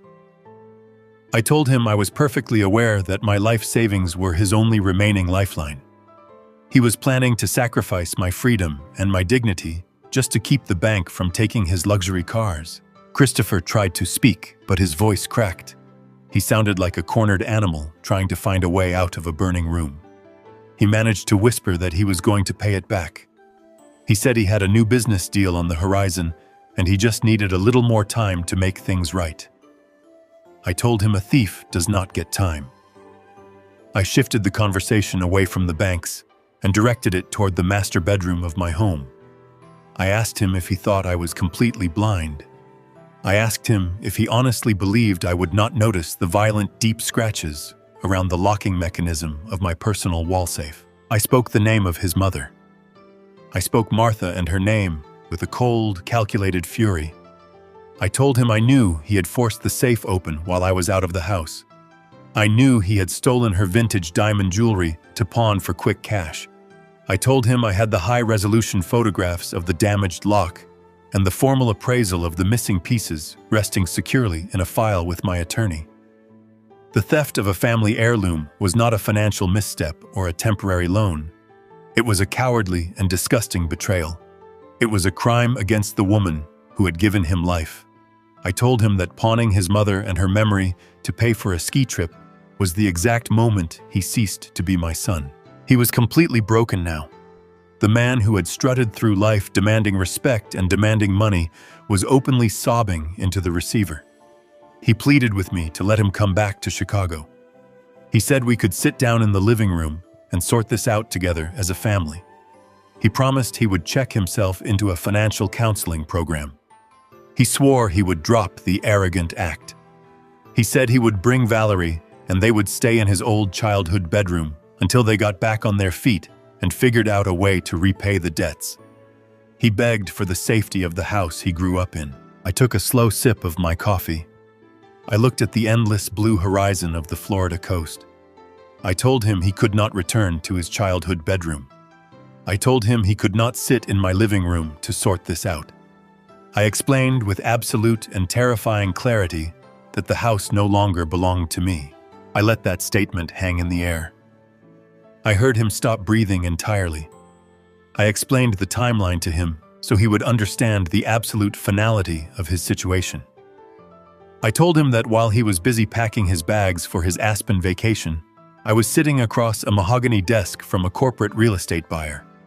I informed him that I had sold the property for cash. I sold it at a 20% discount to guarantee a rapid 3-day closing period. I told him the deed had already been officially transferred to a commercial holding company. The 4-bedroom suburban house he was banking his entire future on was permanently gone. I told him the massive wire transfer from the sale had bypassed my personal accounts entirely and was currently locked inside an irrevocable trust managed by a team of highly aggressive lawyers. I laid out the brutal reality of his failed conspiracy. I told him I knew everything about the psychiatric evaluation he was secretly trying to schedule for me. I knew about the corrupt plan to declare me incompetent before a judge. I knew they intended to lock me in a nursing home facility and use their power of attorney to liquidate my estate and steal the equity of the house. I told him their filthy plan required 2 specific things to work. It required an isolated old man and a vulnerable physical asset. Now they had neither. I told him I was 2,000 miles away sitting in the warm sun, and the house was a corporate asset they could never legally touch. Christopher let out a low, agonizing moan. It was the sound of a man watching his entire existence evaporate. He had no leverage left. He had no backup plan. I told him he was standing in the lobby of an expensive resort with a $35,000 bill he could not pay. I told him he had no house to return to in Chicago because his own mortgage was in severe default, and the locks on my old property had already been changed by a corporate landlord. I told him his safety net was completely incinerated. He had treated me like a disposable resource for years. He had valued his wealthy image over his own flesh and blood. He had stood by while his wife mocked my boots and planned my institutionalization. Now he was going to experience exactly what it felt like to have absolutely nothing. He was going to have to look his wealthy in-laws in the eye and admit he was a total fraud. He was going to have to find his own way out of the freezing mountains. I did not wait for a response. I did not want to hear another fabricated apology or another desperate plea for mercy. I had delivered the final judgment. The quiet life I had built was fully protected, and the financial prison he had built for himself was finally locking its doors. I lowered the phone from my ear and pressed the screen to end the call. I set the device on the glass table next to the stopwatch. The ticking sounded like a victory march. I closed my eyes and listened to the ocean. The line went completely quiet for a fraction of a second before a sudden scuffle echoed through the receiver. I could hear the desperate rustling of clothing and a sharp, muffled curse from Christopher. Then a new voice pierced the digital connection. It was Valerie. She had snatched the phone directly from her husband. Her voice was not trembling with the same defeated realization that had just crushed Christopher. Her voice was vibrating with pure, unfiltered venom. She possessed the dangerous kind of arrogance that blinds a person to their own destruction. Valerie had always viewed me as an inconvenient stepping stone. She was a woman accustomed to intimidating retail workers and browbeating service staff to get exactly what she wanted. She clearly believed she could use that same aggressive tactic to force a 70-year-old man back into submission. Valerie began to scream into the phone. She abandoned any pretense of familial affection or polite negotiation. She demanded that I reverse the sale of the house and wire the funds back to their accounts immediately. When I remained completely silent, she resorted to the final desperate card she had left in her hand. She threatened me with the absolute destruction of my autonomy. She shrieked that my actions over the past few days were undeniable proof of a severe mental breakdown. She claimed that selling my lifelong home at a massive discount and fleeing across the country were the textbook actions of a man losing his grip on reality. She told me she was going to call the Chicago police the very moment she hung up. She swore she would file an emergency injunction to have me declared a profound danger to myself and my own estate. She painted a horrifying picture of what she intended to do. She promised to hire the most ruthless private psychiatrists in the state. She told me they would testify under oath that I was suffering from an acute manic episode and advanced dementia. She said she would drag me back to Illinois in a straitjacket if necessary. She threatened to lock me inside the darkest, most secure ward of a state-run nursing facility where no one would ever hear from me again. She insisted that a judge would look at my sudden financial liquidation and instantly grant her and Christopher total emergency conservatorship.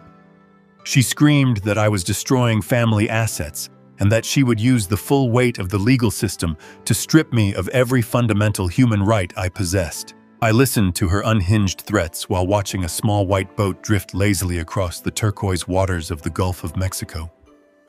I did not feel the icy grip of panic that she so desperately wanted to instill in me. I did not feel the urge to defend myself or argue against her vicious accusations.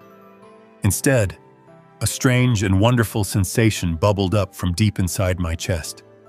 It started as a quiet chuckle and quickly blossomed into a deep, resonant laugh. I laughed out loud into the receiver. It was not a bitter or sarcastic sound. It was the genuine, uncontrollable laughter of a man who suddenly realizes he is completely untouchable. My laughter stopped Valerie dead in her tracks. The shrieking ceased abruptly. I could practically hear the gears grinding in her head as she tried to comprehend why the old man she was threatening with permanent institutionalization was laughing at her. I let the sound of my amusement fade into the warm ocean breeze before I finally spoke. My voice was no longer the soft, accommodating tone of a father trying to keep the peace. It was cold, heavy, and sharp as a scalpel. I told Valerie that her threats were as completely empty as her bank accounts. I informed her that she was wildly overestimating her own intelligence and vastly underestimating mine. I explained that I had anticipated their exact strategy the very moment I read her careless emails. I told her that I had not simply run away in a blind panic. I had executed a flawless, preemptive strike. I instructed her to listen very closely because I was only going to explain the reality of her situation once. I told her that on the exact same day I revoked their power of attorney, I spent 4 grueling hours in the office of the most respected independent geriatric psychiatrist in the entire city of Chicago. I detailed the rigorous cognitive testing, the psychological evaluations, and the comprehensive memory exams I had willingly submitted to. I told Valerie that the chief of psychiatry had issued an ironclad sworn medical certificate proving my absolute perfect mental competency. I informed her that this undeniable medical evidence was not just sitting in a doctor's filing cabinet. It had already been formally submitted to the county court by Stephen Black and his team of corporate litigators. It was a matter of permanent legal record. I told her that if she tried to bring a hired doctor into a courtroom to challenge my sanity, she would be laughed out of the building. I invited her to stand before a judge and argue that my financial decisions were irrational. I told her the judge would look at my perfectly protected trust and then look at her $120,000 of toxic credit card debt and quickly determine exactly who in our family was suffering from a severe detachment from reality. Valerie tried to interrupt me. She tried to stammer out a defense, but her voice was rapidly losing its sharp edge. The paralyzing fear was finally beginning to penetrate her arrogant armor. I did not let her speak. I had one final devastating truth to deliver. I told her that my legal strategy was not merely defensive. I was not just building a wall to keep them out. I was actively bringing the fight directly to their front door. I told her that while she was busy shouting threats over the phone, Stephen Black was busy filing formal paperwork with the authorities. I explained that Stephen had compiled a massive dossier of their financial activities over the past 3 years. He had documented the unauthorized withdrawals from the joint savings account. He had tracked the fraudulent charges on the secondary credit cards. He had secured the official appraisal and the photographic evidence of the forced entry into my master bedroom safe. I told her that the theft of Martha and her diamond jewelry was not a simple civil dispute. It was a felony. I informed Valerie that my legal team had officially filed a comprehensive criminal complaint for severe elder financial abuse. I told her that the local authorities and state investigators were already reviewing the evidence. They were not looking at a minor family misunderstanding. They were looking at a premeditated criminal conspiracy to defraud a senior citizen.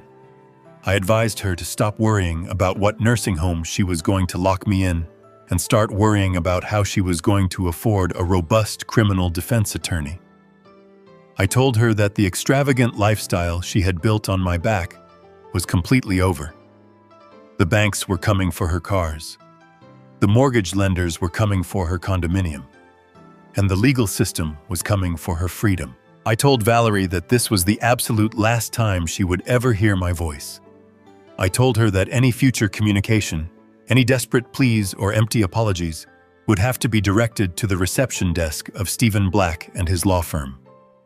I promised her that Stephen did not take calls from numbers associated with severe financial default. I did not wait to hear her reaction. I did not want to listen to the inevitable sound of her breaking down. I simply pulled the phone away from my ear and pressed the button to terminate the connection. The digital screen went completely dark. I placed the phone flat on the glass table next to the ticking stopwatch. The demolition was officially complete. The silence that followed was not heavy or filled with tension. It was the absolute, pristine silence of total liberation. I leaned back in my rattan chair and closed my eyes. The warm Florida sun bathed my face. The sound of the crashing waves washed away the last remnants of my past. I was a man who had walked through a terrible fire and emerged completely unburned. I took a deep breath of the salty ocean air, knowing that for the rest of my life I would never have to look back. The manager's polite veneer was completely gone. He signaled to the two large security guards flanking the massive stone fireplace. They moved forward with immediate, unquestionable authority. The manager informed Christopher that attempting to secure a $35,000 luxury rental with dead accounts was considered intentional fraud in the state of Colorado. He gave them exactly 2 minutes to gather their belongings and exit the premises before he dialed the local police department. Valerie's mother let out a sharp cry of indignation. She clutched her designer handbag against her chest, as if she were being robbed in a back alley. Her father's face turned a dangerous, apoplectic shade of purple. He demanded that Christopher fix this immediately, his voice echoing off the vaulted timber ceilings. Christopher could only stare blankly, completely paralyzed by the sudden, absolute loss of his power. The security guards did not wait for his response. They stepped into the center of the family group and firmly gestured toward the heavy glass exit doors. The other wealthy guests in the lobby stopped their conversations. They lowered their champagne flutes and watched the spectacle with unabashed, silent judgment. Christopher felt the burning weight of their stares. He was being marched out of the very palace he had intended to conquer, escorted out like a common thief. The heavy glass doors slid open and the brutal aspen winter slammed into them. The temperature hovered in the single digits, and the wind whipped violently across the pristine, snow-covered driveway. The security guards stood silently just inside the heated lobby, watching as Christopher, Valerie, and her parents dragged their heavy leather suitcases onto the freezing concrete. The glass doors shut behind them, locking them out of the warm, golden glow of the resort. Christopher shivered violently in his thin cashmere sweater. He had not packed a heavy winter coat. He had assumed he would be stepping directly from a heated luxury SUV into a heated 6-bedroom villa with valets handling his luggage. He had told his father George to pack cheap thermal underwear for a discount motel. Now the biting wind was cutting right through his expensive, useless clothes. The poetic justice of the freezing cold was absolute. He was standing in the exact desolate reality he had so meticulously designed for the man who raised him. Valerie dropped the handle of her suitcase. It hit the icy pavement with a sharp, hollow crack. She turned to Christopher, her face contorted with a mixture of disbelief and pure, unadulterated rage. She demanded to know what was happening. She screamed over the howling wind, asking how his father could possibly shut off their entire financial existence. She had spent the last 2 years convincing Christopher that George was a weak, easily manipulated old man. She had curated the narrative that his father was simply a placeholder for their inevitable wealth. Christopher stepped back and raised his hands in a defensive gesture. He yelled back that Valerie was the one who insisted on this extravagant trip. He reminded her that she was the one who demanded the private chef and the slopeside villa to impress her parents. He told her he had warned her about the mounting credit card debt months ago, but she had refused to stop buying designer clothes and booking expensive dinners. The carefully constructed facade of their perfect marriage shattered instantly under the pressure of the freezing wind and empty pockets. Valerie stepped closer, her eyes flashing with venom. She threw the blame directly back at him. She reminded him that it was his absolute responsibility to secure the power of attorney. She screamed that he was a coward who could not even manage to outsmart an old man in a suburban house. She pointed at her shivering parents and demanded to know how they were supposed to get back to Chicago. She reminded Christopher that their return flight was not booked for another 7 days. They had no airline tickets, no rental car, and absolutely no access to cash. Christopher frantically pulled his wallet from his pocket. He dug his freezing fingers into the leather folds and pulled out exactly $42 in wrinkled cash. $42. That was the entirety of his liquid assets. It was not even enough to cover a taxi ride back to the regional airport, let alone purchase 2 last-minute flights to Chicago. He stared at the green paper as the reality of his absolute poverty sank into his bones. Valerie snatched the cash from his hand, her expression twisting into a sneer of pure disgust. She mocked the meager amount, holding it up against the backdrop of the luxury resort. She demanded to know what he planned to do with $42 in Aspen. She reminded him that he had promised her a life of total security. She had married a man she believed was the sole heir to a highly lucrative estate. She shrieked that she had wasted the best years of her life on a man who was actually completely broke. Christopher felt his own rage finally boil over. He yelled that he had drained his father's accounts just to keep up with her ridiculous standards. He brought up the massive wedding they had thrown, a wedding financed entirely on secret loans and stolen credit because she refused to have a simple ceremony. He reminded her of the leased luxury cars sitting in their driveway, back home cars they were already 3 months behind on paying. He told her that her insatiable greed was the reason he had resorted to stealing his own mother's jewelry from the safe. The mention of the jewelry made Valerie freeze for a fraction of a second. She knew exactly where the money for this trip had come from, but hearing it spoken aloud in the freezing parking lot stripped away her last layer of deniability. She quickly recovered and refused to take any responsibility. She yelled that securing the funds was his job regardless of the method. She told him he was a complete failure as a husband and as a man. Valerie's father finally spoke, his voice dripping with absolute contempt. He told Christopher that he was a pathetic excuse for a provider. He grabbed his wife's arm and grabbed his suitcase, stating that they were going to find a taxi and handle their own travel arrangements. He looked at his daughter, telling Valerie that she had tied herself to a sinking ship and walked away into the blowing snow without looking back. Christopher watched them leave. He was alone in a freezing parking lot with a furious wife and a mountain of luggage he could no longer afford to transport. The isolation was profound. He had spent years pushing his father away and treating George's unconditional support as an endless, unearned resource.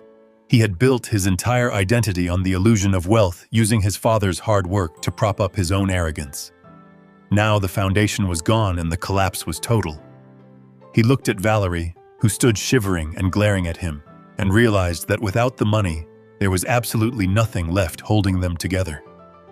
The bitter cold of the mountains was nothing compared to the freezing reality of his new impoverished existence. 2 months slipped by with the quiet efficiency of a falling leaf. The dramatic explosion in the mountains was over, and the cold, harsh reality of the aftermath had firmly settled in. In the sterile, brightly lit corridors of the downtown bankruptcy court, Christopher and Valerie officially surrendered. Their signatures on the Chapter 7 filing were the final nails in the coffin of their fabricated empire. The luxury condominium they had treated like a fortress of success was now sealed shut by the bank. A neon orange foreclosure notice was taped to the heavy oak door. The designer cars were repossessed. The premium credit accounts were written off as massive corporate losses. The life they had built entirely on the foundation of my stolen wealth was reduced to a stack of humiliating legal documents. I did not read this in the local newspaper. I did not hear it through the neighborhood gossip. I heard it directly from Stephen Black. I sat in his immaculate glass-walled office overlooking the Chicago skyline. The city stretched out below us, totally indifferent to the financial ruin of two greedy individuals. Stephen sat across the polished mahogany desk from me. He placed a thick stack of envelopes on the space between us. They were not official legal correspondences. They were personal letters written on cheap lined paper. Some of the envelopes were wrinkled and warped, indicating they had been stained with tears. Stephen looked at me with his usual guarded professionalism. He informed me that Christopher and Valerie had been delivering these letters to the reception desk almost daily. They had been repeatedly turned away by the security staff, but they persisted in dropping the envelopes into the mail slot. Stephen asked me how I wanted to proceed. He offered to file an aggressive harassment injunction to force them to stop the deliveries completely. I reached out and picked up the top envelope. My name was written in Christopher's frantic, messy handwriting. The letters were slanted and desperate. I did not need to open the envelope to know exactly what was written on the pages inside. I knew the exact rhythm of their manipulation. The letters would undoubtedly begin with sweeping, dramatic apologies. Christopher would claim that losing everything had finally opened his eyes to the error of his ways. Valerie would write about how much she missed our family dinners, completely fabricating a history of warmth that never actually existed. Then they would play their final and most cowardly card. They would bring up the child. Stephen informed me that the receptionist had briefly skimmed one of the open letters before flagging it. Valerie was apparently pregnant.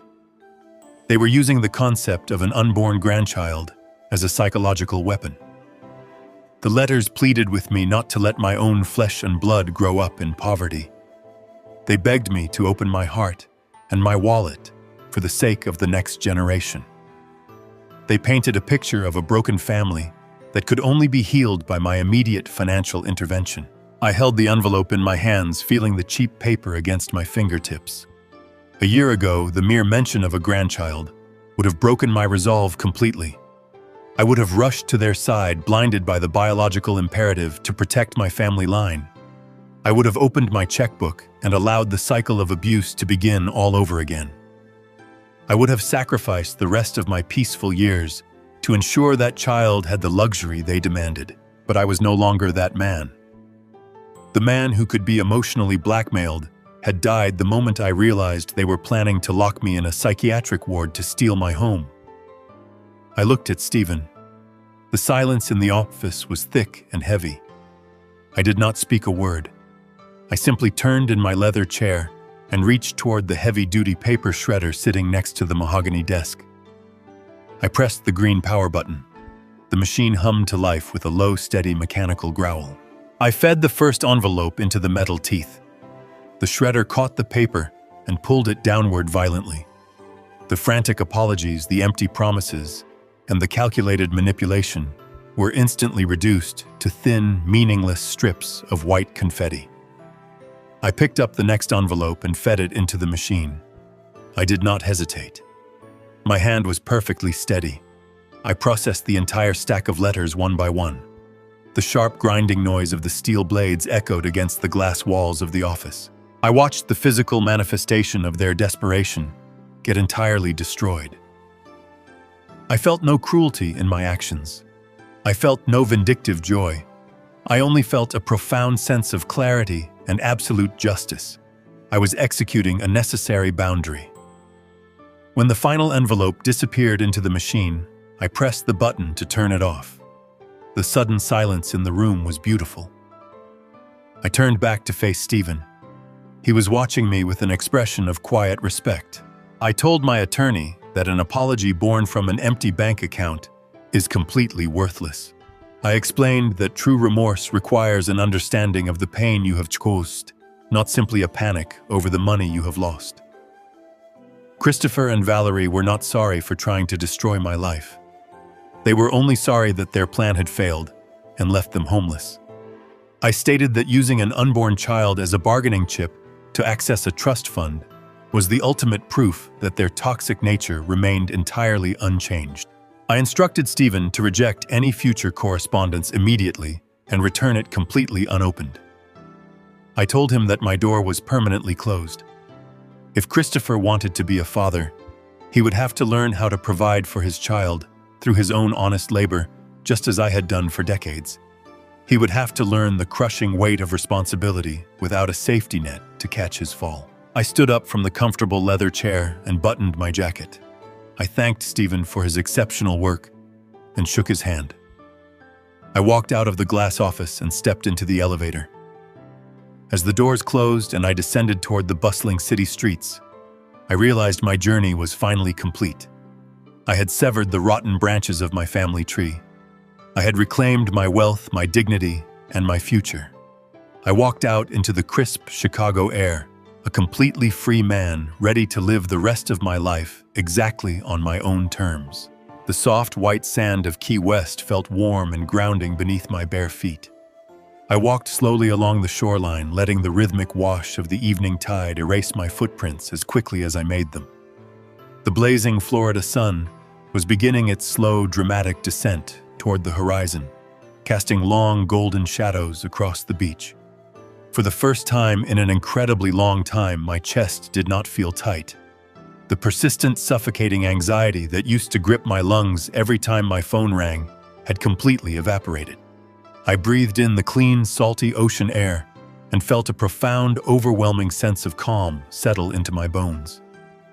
The frantic, desperate noise of Chicago and the endless, suffocating demands of my son felt like they belonged to another lifetime entirely.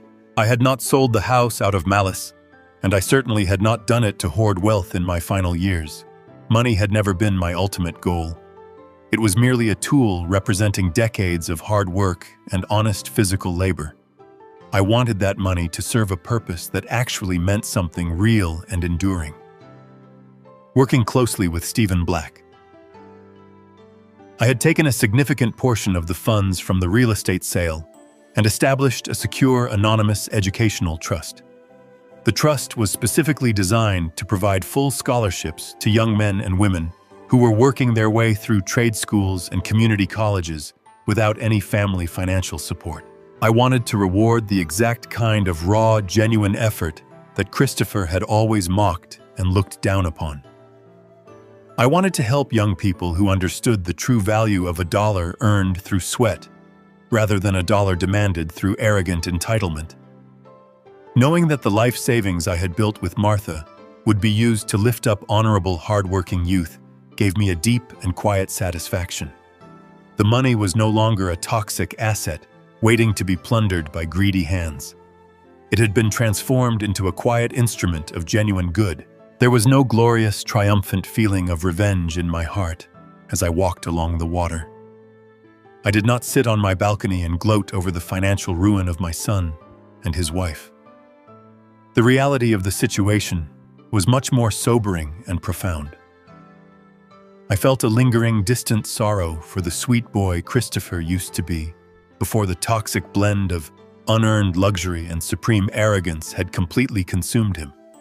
But that sorrow was no longer my anchor. I had learned the hardest and most valuable lesson of my entire life. You cannot save people who are actively determined to destroy you for their own convenience. True parental love does not mean offering yourself up as an endless sacrificial lamb on the altar of your child's greed. By cutting Christopher and Valerie off completely and permanently, I had not committed an act of cruelty. I had executed an act of profound self-preservation. I had surgically removed a relentless cancer from my daily orbit. They had chosen their path of deceit and manipulation, and I had simply allowed them to finally experience the natural consequences of walking down that road. I stopped walking and stood still at the edge of the water, letting the cool ocean foam wash over my ankles. I realized with a sudden sense of wonder that my physical posture had fundamentally changed over the last 2 months. I was no longer hunching my shoulders as if bracing for the next passive-aggressive insult or the next urgent financial demand. I stood tall and straight. My hands, which used to tremble with nervous exhaustion when I opened my bank statements, were now perfectly steady. The physical toll of enduring years of emotional manipulation had been immense, but the human body possesses a miraculous ability to heal once the source of the daily poison is completely removed. I felt healthier, lighter, and more vital at 70 years old than I had felt in my entire 60s. I looked out at the vast open expanse of the Gulf of Mexico. The sky was transforming into a magnificent sweeping canvas of deep violet, brilliant orange, and burning crimson. It was a spectacular and breathtaking sunset. Valerie and Christopher had spent their entire adult lives chasing synthetic beauty. They desperately wanted country club memberships, designer labels, and expensive exclusive addresses to prove their worth to strangers who did not actually care about them. They lived their entire lives trapped inside a hollow echo chamber of their own vanity and mounting debt. Standing here completely alone on a public beach wearing a simple linen shirt and rolled-up trousers, I possessed more genuine wealth than they could ever possibly comprehend. I had reclaimed my name. I had reclaimed my history and the honorable memory of my late wife. Most importantly, I had reclaimed my absolute unbroken dignity. I no longer had to measure my words to avoid an argument. I no longer had to hide my own preferences to accommodate their manufactured high society standards. I was entirely and unapologetically myself. The evening breeze picked up carrying the faint, distant call of a seabird heading back to its nest. I closed my eyes and simply let the deep silence wash over my face. It was not an empty or lonely silence. It was a rich, vibrant, and fulfilling peace. For years, my home in Chicago had been filled with the stressful, demanding clatter of a fake family. I had silently endured the subtle eye rolls, the heavy sighs of impatience, the forced holiday dinners, and the constant underlying hum of their calculated greed. All of that toxic noise was finally completely gone. It had been severed at the very root and tossed away into the past where it belonged. There were no more lies left to uncover. There were no more secret credit card debts to pay. There was no more walking on eggshells in my own living room. There was only the present moment and the vast, beautiful, open future stretching out ahead of me. I opened my eyes and watched the very last sliver of the golden sun dip below the horizon line. The soft purple twilight settled gently over the tropical island. I turned away from the water and began the slow, peaceful walk back to my new home. The only sound accompanying me was the steady, eternal, and completely honest rhythm of the crashing waves. The true lesson of this story is that wealth is not measured by the luxury you project, but by the integrity you maintain in your heart. When a relationship is built entirely on a foundation of greed and financial exploitation, it will inevitably collapse the very moment the money disappears. Greed blinds people to their own deep vulnerability, causing them to severely underestimate those they actively abuse. Ultimately, the very traps we build out of malice for others often become the exact prisons we find ourselves locked inside permanently. If this story resonated with you, please share your thoughts in the comments below and subscribe to the channel for more powerful life lessons.